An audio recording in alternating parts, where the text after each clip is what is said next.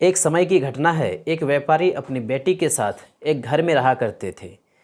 उस व्यापारी की पूंजी लगभग खत्म हो चुकी थी। तब वह अपने ही बगल के गांव में स्थित एक धनी साहूकार से पैसा उधार लिया ब्याज पर। लेकिन उस व्यापारी का बिजनेस उतना अच्छा नहीं चल रहा था, जिससे उसको नुकसान पर नुकसान हुए जा रहा था और वह व्यापारी उस साहूकार को पैसा लौटाने में असमर्थ हो गया।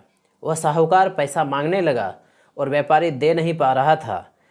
महीने, 2 महीने, 3 महीने बीत गए। एक दिन वह साहूकार गुस्से में उस व्यापारी के घर पैसा मांगने आ गया। तो उस व्यापारी ने उस साहूकार को पैसे तो नहीं दे पाया, लेकिन उस साहूकार की नज़र उस व्यापारी के बेटी पर पड़ गया, जो बेहद सुंदर थी। और अब उस साहूकार के मन में कुछ गलत करने की प्रवृत्ति जगने लगी। वह साहूकार बड़ा ही सेक्स मिजाज के व्यक्ति थे। उसने मन ही में मन सोचा कि यह व्यापारी तो पैसा वापस दे नहीं पा रहा है, क्यों न इसकी कमज़ोर परिस्थिति का नाजायज़ फ़ायदा उठा लिया जाए। इसके बाद वह साहूकार उस व्यापारी को बगल में बुलाकर कहने लगा, एक काम करो, तुम तो मेरे पैसे दे नहीं सक रहे हो, बहुत समय बीत गया है। अगर तुम पैसा नहीं देना चाहते हो तो तुम अपने बेटी का शादी मुझसे करा दो, मैं तुम्हारा कर्ज माफ़ कर दूंगा। व्यापारी की परिस्थिति इतनी ख़राब हो चुकी थी कि उसे समझ नहीं आ रहा था क्या करें क्या ना करें। फिर उसने पूरी बात अपने बेटी को बताई। समस्या बड़ी गंभीर था। साहूकार अधेड़ उम्र के व्यक्ति, जो दिखने में भी अच्छा नहीं था।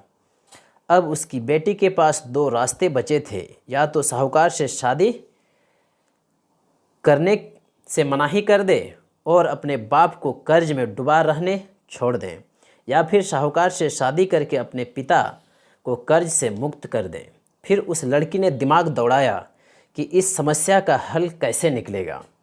फिर लड़की ने उस साहूकार के सामने एक शर्त रखी, साहूकार साहब, एक डब्बा लाइए और उसमें 2 गेंद हरा और लाल भर दें। आंख बंद करके हम जो गेंद निकालेंगे, यदि वह गेंद लाल निकल जाए तो लड़की साहूकार से शादी के लिए हाँ करेगी और उसके पिता का कर्ज माफ़ कर दिया जाएगा।